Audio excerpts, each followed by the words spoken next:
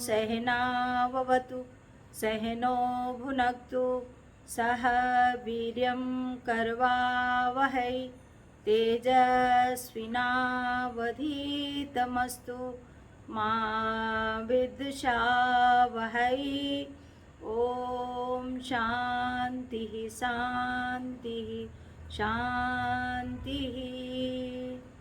शङ्करं शङ्कराचार्यं केशवं बादरायणं सूत्रभाष्ये कृतो वन्दे भगवन्तो पुनः पुनः। ईश्वरो गुरुरात्मेति मूर्तिभेदविभागिने व्योमवद्व्याप्तदेहाय दक्षिणामूर्तये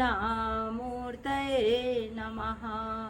सदाशिवसमारम्भां शङ्कराचार्यमध्यमाम् अस्मदाचार्यपर्यन्तां वन्दे गुरुपरम्परां वन्दे गुरुपरम्परां।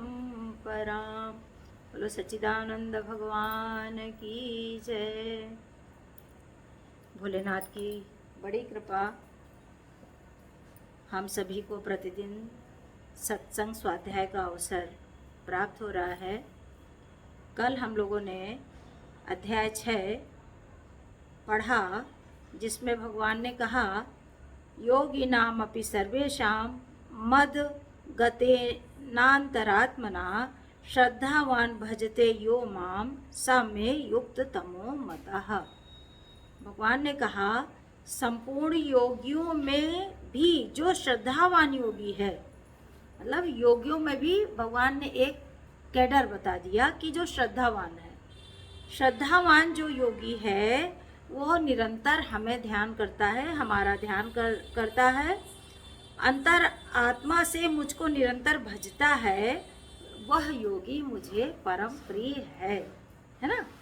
और बात भी सही है कि प्रतिदिन जब हम भगवान का ध्यान करेंगे तो भगवान की कृपा तो बरसेगी ही ना, उनकी दया बरसेगी।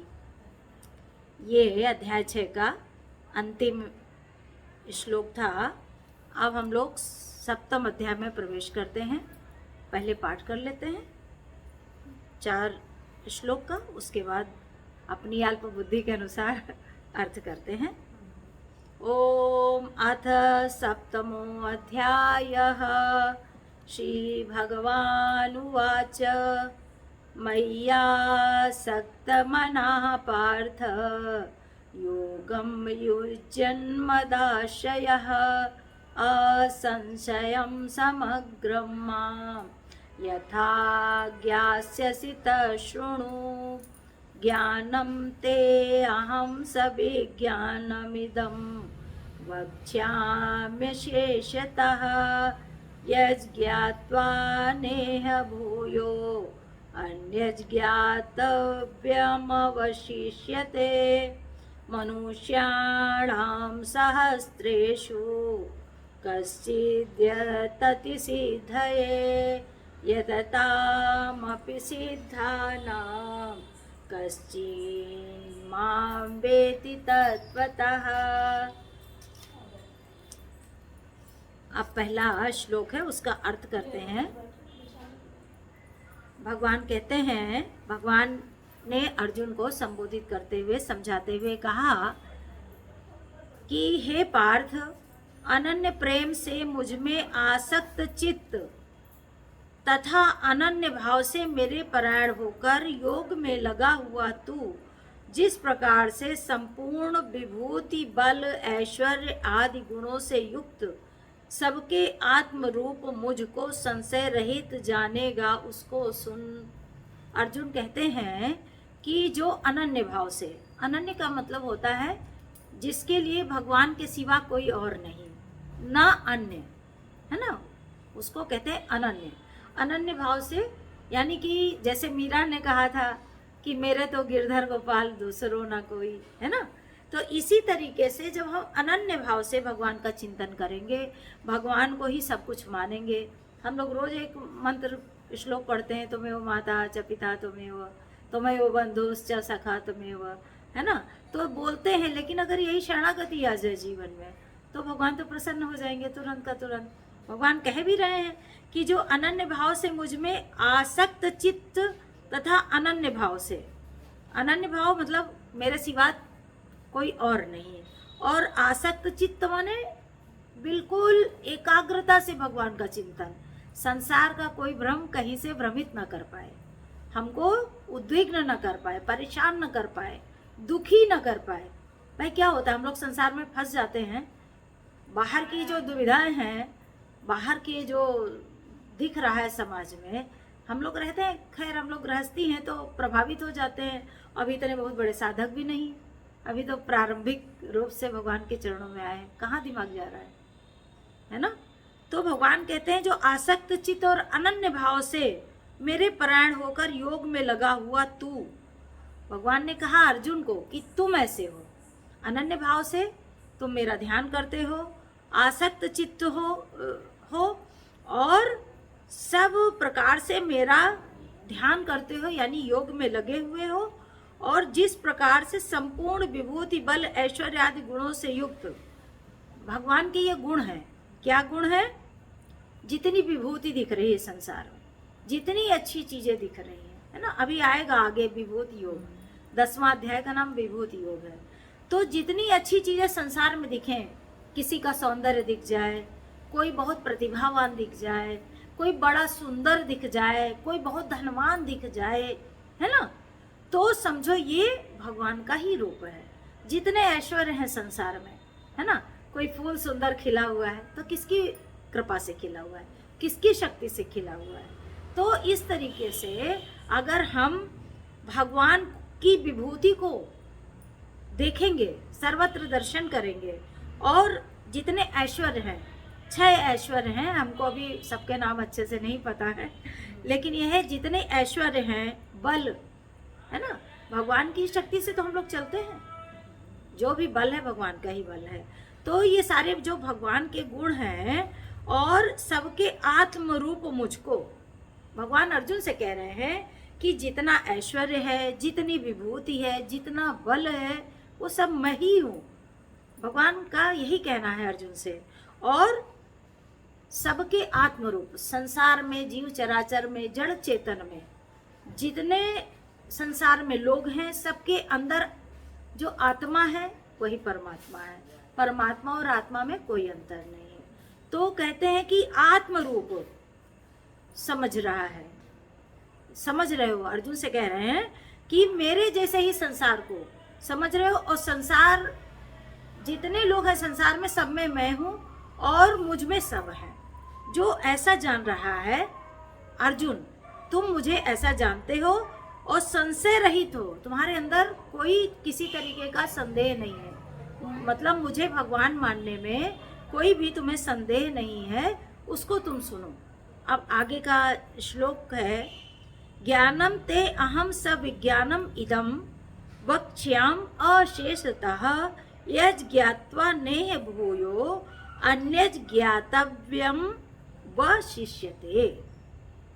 मैं तेरे लिए इस विज्ञान सहित तत्व ज्ञान को संपूर्णतया कहूंगा।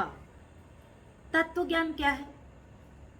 अपनी आत्मा के बारे में जानना, है ना, भगवान के बारे में जानना। जब ऐसे मन में भाव आने लगे, प्रश्न मन में आने लगे, जिज्ञासा उत्पन्न होने लगे, तो सोचो कि फिर भगवान की कृपा तो हो रही है ना। इस तरफ मन किसका जाता है? अगर जाने लगे, स्वाध्याय में मन लगने लगे, व्यक्ति उसमें जरा सा भी मन लगा ले, तो समझ लो कृपा होने लगी। तो भगवान कह रहे हैं कि विज्ञान सहित, विज्ञान माने विशेष ज्ञान।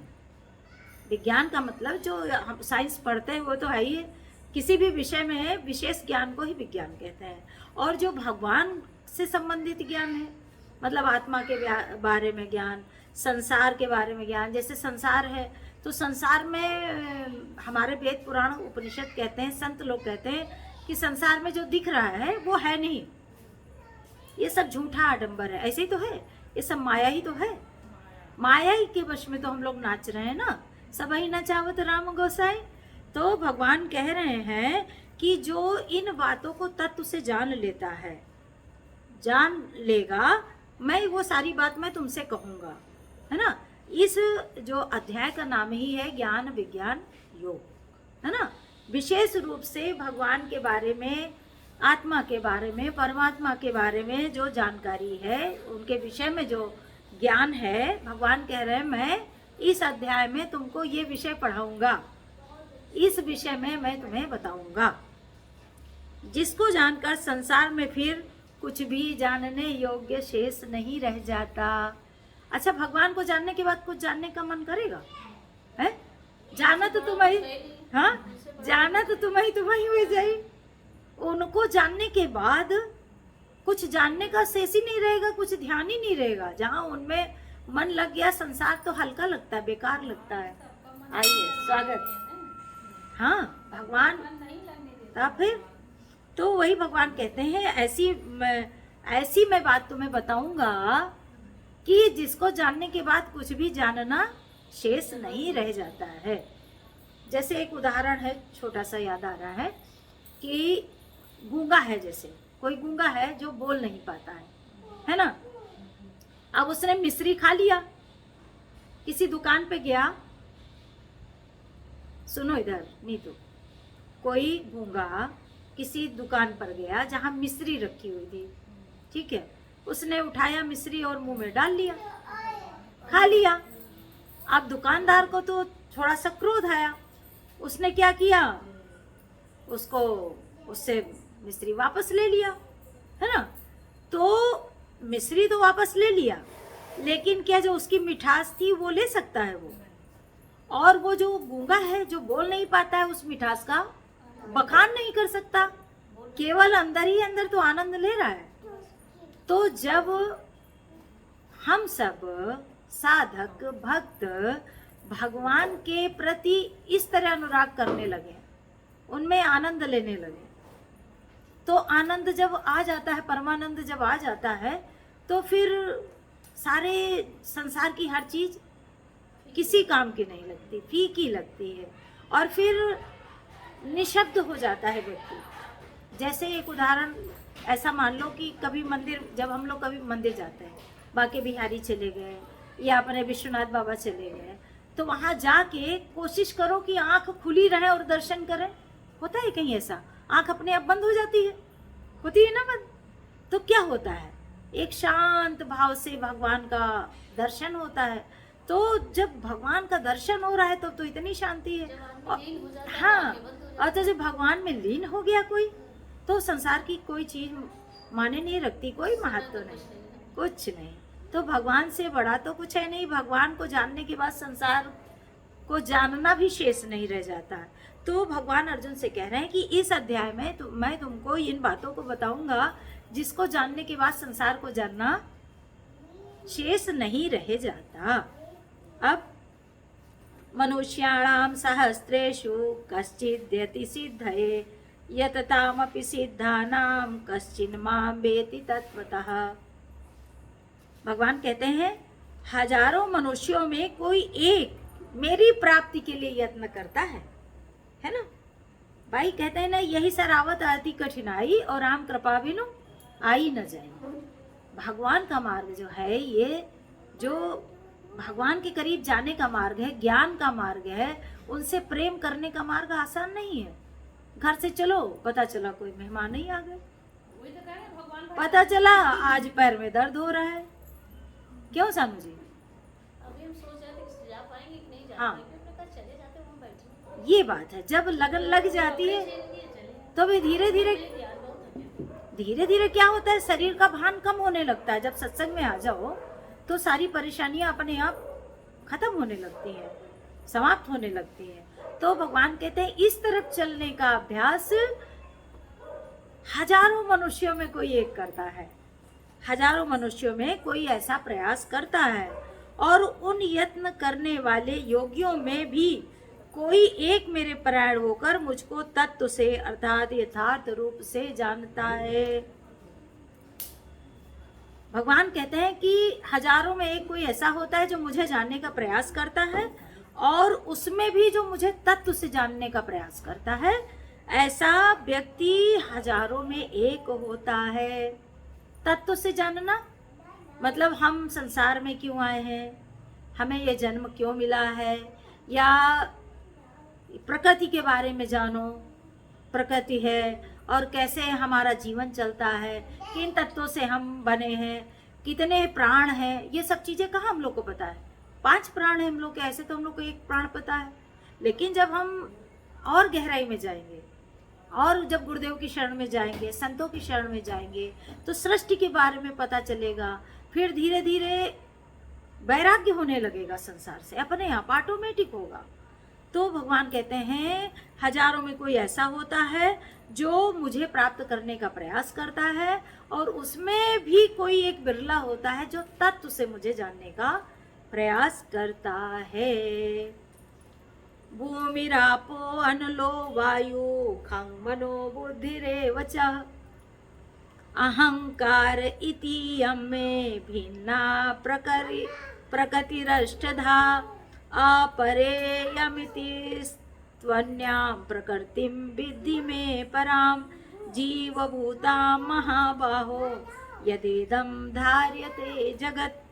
देखो अभी बता रहे थे ना हम, तो भगवान कह रहे हैं पृथ्वी, जल, अग्नि, वायु, आकाश, मन, बुद्धि, अहंकार, इन 8 चीजों से इस प्रकार, ये 8 प्रकार से जो विभाजित है मेरी प्रकृति है, जो प्रकृति का निर्माण है, हम सब उसी में आते हैं। तो 8 चीजों से बने हैं, क्षिति जल पावक गगन समीरा। 5 चीजों से तो तुलसी बाबा ने बताया ना, रामायण में ये चौपाई आती है, क्षिति जल पावक गगन समीरा पंच रचितिया अधम शरीरा, है ना। तो ये चीजें हो गई, और मन, बुद्धि और अहंकार, इन सब चीजों से ये प्रकृति बनी हुई है। भगवान कहते हैं सारी प्रकृति मेरी है, मेरे द्वारा निर्मित है। ये 8 प्रकार के भेदों वाली तो अपरा अर्थात मेरी जड़ प्रकृति है। एक अपरा प्रकृति और एक परा प्रकृति। अपरा प्रकृति जो संसार में दिख रही है, संसार से संबंधित, और परा प्रकृति जो हमारे प्रभु से संबंधित है। 2 तरह की प्रकृति है ना, एक अपरा और दूसरी परा। ये सब वेदांत की चीजें हैं, बड़ी ऊंची चीजें हैं, लेकिन बाबा की दया हो गई है कि यहाँ बैठ के हम लोग जो है अपनी बालक बुद्धि से, बाल बुद्धि से हम लोग यहाँ पे भगवान की चर्चा कर रहे हैं, है ना। तो भगवान कहते हैं ये सब मेरी जड़ प्रकृति है, ये 8 प्रकार की 8 भेदों वाली ये मेरी प्रकृति है। मेरे से ही पूरी संसार की रचना हुई है, सारा निर्माण मेरी इन प्रकृति द्वारा हुआ है, इन चीजों के द्वारा हुआ है। हमारे शरीर में 5 तत्व तो है, 5 तत्व से तो है। क्षिति माने क्षिति जल पावक गगन समीरा। क्षिति माने पृथ्वी, जल माने जल, पावक माने पावक अग्नि है, गगन माने आकाश, समीरा माने वायु। आइए, है ना। तो 5 चीजों से तो हमारा शरीर बना है। भाई जब शरीर छूटता है तो क्या है, 5 चीजें जहाँ जो है वो 5 जगह मिल जाती है ना। प्राण जो है वायु होता है, वो उड़ जाता है। जो हड्डियां होती हैं वो उसको पृथ्वी समझ लो, और जल जो होता है वो भी सूख जाता है। क्षिति जल पावक अग्नि है, भाई हमारे 5 जठराग्नि है जो भोजन पचाती है, ऐसे करके 5 अग्नियां हैं, है ना। तो ये सब क्या है, इन चीज़ों से ही शरीर का निर्माण हुआ है, और वो फिर जाके जहाँ से आई है वहीं मिल जाती है। तो ऐसे 8 चीज़ों से हमारा प्रकृति, भगवान कहते हैं 8 चीज़ों से प्रकृति से इस सृष्टि का निर्माण हुआ है।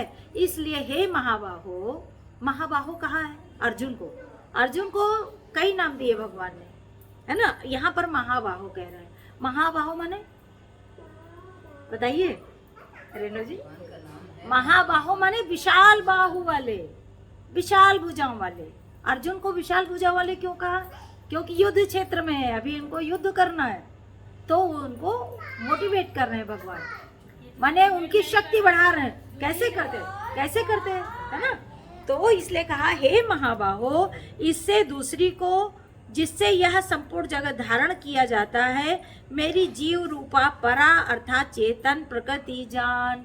ठीक है, अभी भगवान ने अपरा प्रकृति बता दिया।